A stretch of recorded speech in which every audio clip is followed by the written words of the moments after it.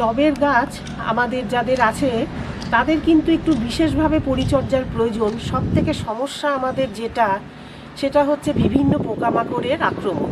এই যেমন পিঁপড়ে মারা হলো তো মাকড়সার জাল হাত দিয়ে সরানো হলো তো সাদা সাদা একরকম মিলিবাগ বলে ওগুলোকে। বিভিন্ন ধরনের আরও জানা অজানা পোকামাকড়, তারা কিন্তু একবার যদি গাছে আক্রমণ করে তাহলে আস্তে আস্তে কুড়ির ভেতরকার রস খেয়ে নেয়, কুড়ি ঝরে পড়ে। আমাদের খালি চিন্তা যে এত সুন্দর কুড়ি দেখলাম, কুড়িগুলো কি হলো, ঝরে পড়ছে কেন, আমার কি কোনো অযত্ন হলো? তা নয়, ওই পোকামাকড় তাদের দমন করার জন্য এবার আমাদের বাজারে নার্সারিতে তো প্রচুর রকম কীটনাশক পাওয়া যায়। রাসায়নিক তো আমি ব্যবহার করিই না, গাছগুলো নষ্ট হয়ে যাবে। কিনি হচ্ছে নিম অয়েল কিনি, সেটা 2 সপ্তাহ পর পর আমি পরিমাণ মতো দিয়ে থাকি। সেটা আর একদিন বলবো। আজকে যেটা আমি দেখাবো, যেটা হাতের সামনে আমাদের থাকে, সেইগুলো দিয়ে কি করে এই এত রকম পোকার কথা বললাম, সেগুলো কি করে মারা যায়। তা আসুন দেখে নিই আমার আজকের যে হাতের সামনের যে জিনিসগুলো, উপকরণগুলো। বাড়িতে পেঁয়াজ রসুন তো আসেই, আমরা যারা পেঁয়াজ রসুন খাই, তা সেই রসুনের কোয়া খোসা ছাড়িয়ে বা রসুনের গায়ে যেসব খোসা থাকে আমি সব কালেক্ট করে রেখে দিই, কিচ্ছু ফেলি না। মানে একটু সময় লাগে, আমার 6-7 মাসের জমিয়ে খানিকটা আমি জড়ো করে রেখেছিলাম, তার থেকে 1 মুঠ আমি নিয়েছি। এটা কিন্তু হেলা ফেলা জিনিস নয়, জলে ভিজিয়ে রাখলে এর তীব্র ঝাঁঝালো গন্ধ। আর নিয়েছি কিছু রসুনের কোয়া এর সঙ্গে, আর এখানে 10-12টা কাঁচা লঙ্কা, আমাদের ঘরে তো থাকেই এগুলো। এবার আর একটা জিনিস যেটা আমার হাতের সামনে আছে আমি তাই দেব, আপনাদের যদি না থাকে কোনো অসুবিধা নেই, দেবেন না, এই কটা জিনিসই যথেষ্ট। তো এবার চলুন আমার নিম গাছ থেকে কিছু নিম পাতা পেড়ে আনি। এই দেখুন আমার ছাদে এই 12 ইঞ্চির গ্রো ব্যাগে, 12 ইঞ্চির টবেও লাগানো যায়। গ্রো ব্যাগ হলে একটা সুবিধা, যখন ঝড় বৃষ্টির সময় তখন ওই টব অত বড় গাছ সামলাতে না পেরে উল্টে পড়ে, তাই জন্য এই গ্রো ব্যাগ সব থেকে ভালো। এগুলো অনলাইনে পাওয়া যায়, নার্সারিতে পাওয়া যায়, শিয়ালদা মার্কেটে ফুলের যে বাজার সেখানে গেলে পাওয়া যায়। তা আমার এই গ্রো ব্যাগে আমি নিম গাছ ছোট্ট 1 হাত সমান একটা চারা গাছ লাগিয়েছিলাম, তার থেকে এইরকম বড় হয়েছে। ভাবাই যায় না যে ছাদে ব্যালকনিতে এরকম নিম গাছ লাগানো যায়, আমরা জানি যে জমিতেই হয়। এই দেখুন এখানটায় এই যে শীতের সময় থেকে ছোট্ট ছোট্ট এই যে ডাল বেরোবে, এখান থেকে ভর্তি হয়ে যাবে, এই যে প্রত্যেকটা রুট এখান থেকে বেরোবে। কেননা আমি তলা থেকে পুরনো ডাল ভেঙে দিয়েছিলাম বর্ষা চলে যাওয়ার সময়, তাই জন্য এখান থেকে সব ডাল বেরিয়েছে। এই যে সব ডাল বেরোবে এখান থেকে। তো এবার আমি নিচের দিকে যেসব পাতাগুলো একটু মোটা, এই কচি পাতা তুলবো না, এইগুলো তো এখন বড় হবে। এই নিচের থেকে এই পাতাগুলো আমি ডাল সমেত তুলে নিচ্ছি। এই যে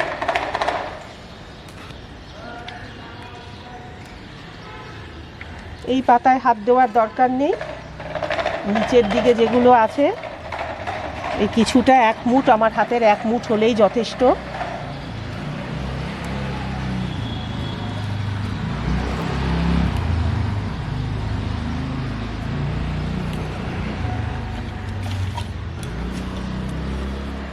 এই তুলে নিলাম। এইবার চলে যাব যা যা উপকরণ সেগুলো একসাথে করব সব। এই নিম পাতাগুলো ছাড়িয়ে নিয়ে এই ডাল থেকে ডালগুলো ভেঙে ভেঙে দিয়ে দিচ্ছি।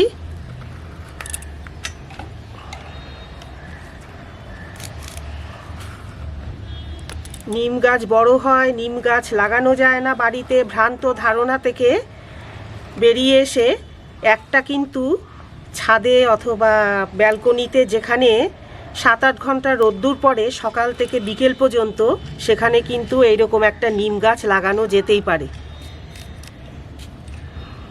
ফ্রিতে অক্সিজেন, তাছাড়াও পাতার গুণাগুণ তো বলে শেষ করা যাবে না।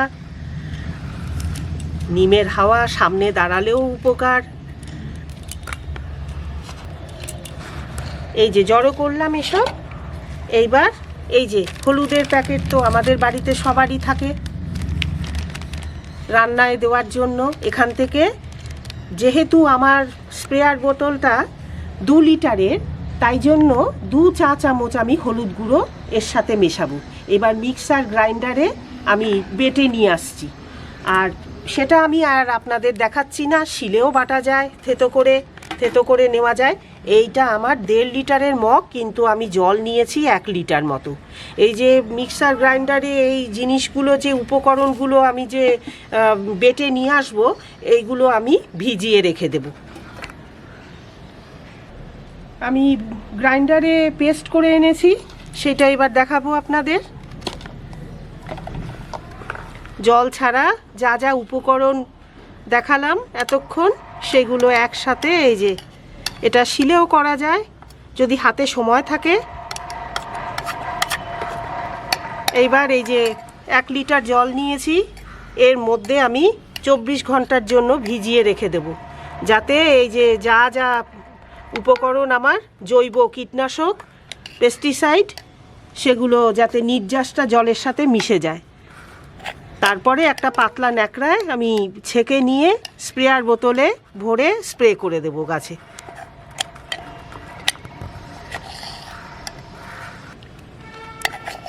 গাছে ফাঙ্গাস অ্যাটাক হলে হলুদ সেটা দমন করবে।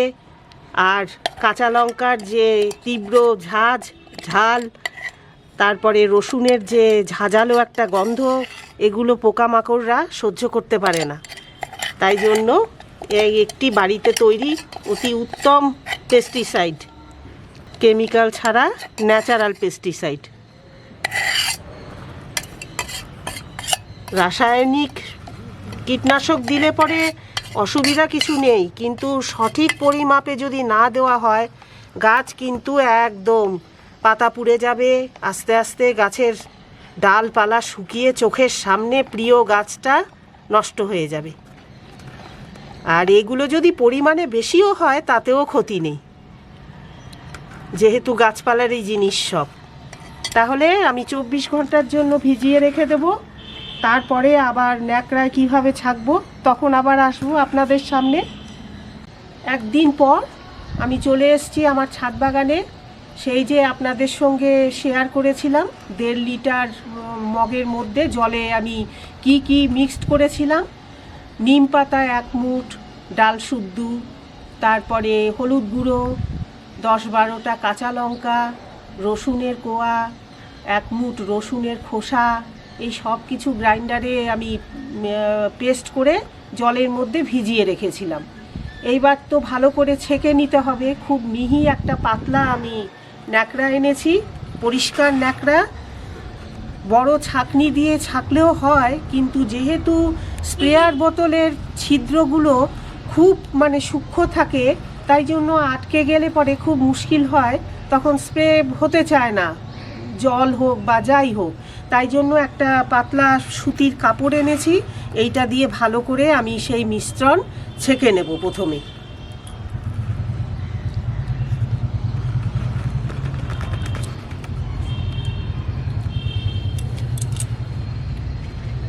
এই একটা পরিষ্কার বাটিতে ওই মিশ্রণ আমি ঢেলে নিয়ে মগটাকে খালি করেছি, কেননা এই মগটা প্রয়োজন আমার, এর মধ্যেই ছাঁকতে হবে।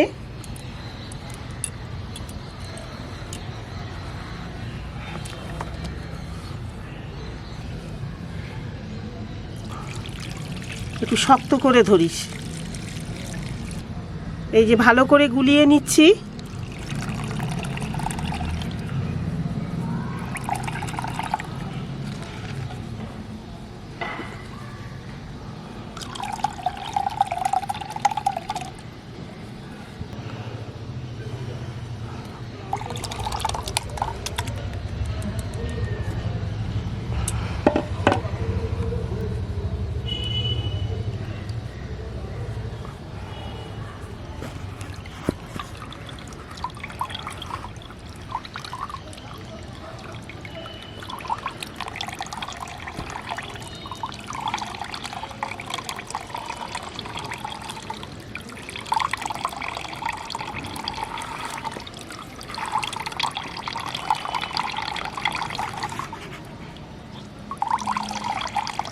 ন্যাকড়ার মধ্যে যা থাকবে অবশিষ্ট, সব কিন্তু আমি আমার যে সার আমি তৈরি করি বাড়িতে কিচেন ওয়েস্ট দিয়ে তার মধ্যে মিশিয়ে দেব।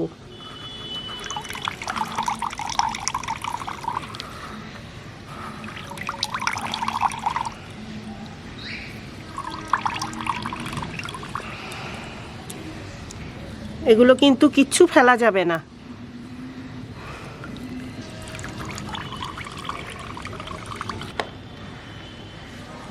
এই যে 2 লিটারের স্প্রেয়ার বোতল আমার, এর মধ্যে 2 লিটার জল ভরা আছে, তা আমি খানিকটা কমিয়ে নিচ্ছি এর মধ্যে।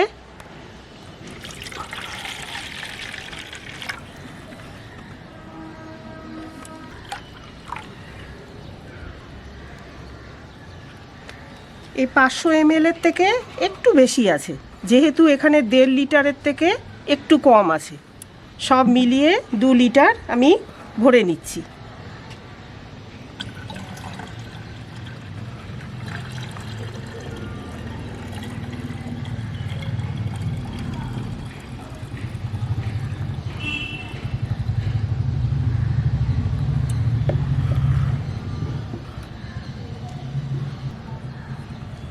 এবার এই যে 1 টাকা দামের শ্যাম্পুর পাউচ, এটা স্টিকার হিসেবে ব্যবহার করব। স্টিকার মানে এই যে এটা তো পাতলা লিকুইড হলো, এইবার যেই স্প্রে করব গাছের পাতা থেকে বা ডালপালা থেকে শাখা পোশাখা থেকে তো গড়িয়ে পড়বে, তার জন্য যাতে আটকে থাকে, সঙ্গে সঙ্গে শুকিয়ে গেলে যে মিশ্রণ দেব আমি সেটা যাতে আটকে থাকে, তাই জন্য এটা স্টিকার হিসেবে ব্যবহার করব।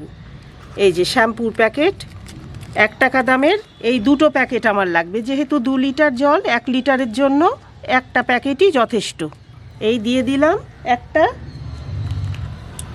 এই যে আর একটা দেব। হ্যান্ড ওয়াশও দেওয়া যাবে লিকুইড, ডিশ ওয়াশ দেওয়া যাবে লিকুইড।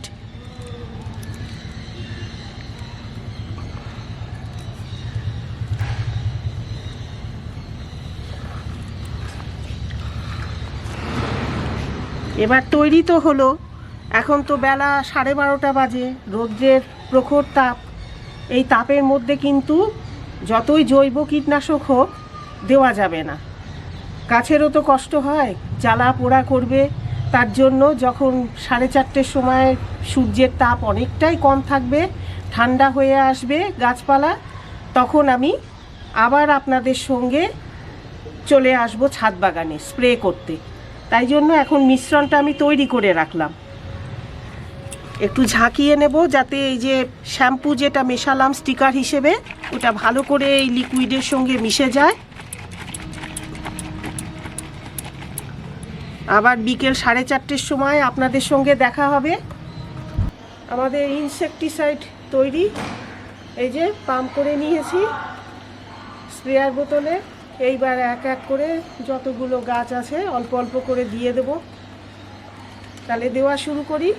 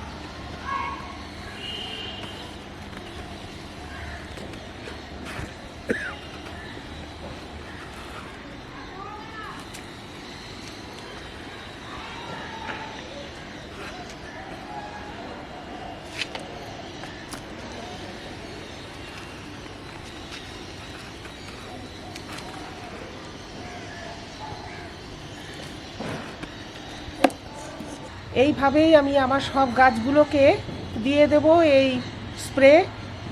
আর এরপরে এইরকম ছোটোখাটো টিপস নিয়ে আবার আপনাদের সঙ্গে হাজির হব আমার ছাদ বাগানে। আজকে এখানেই শেষ করছি। অনেক ধন্যবাদ।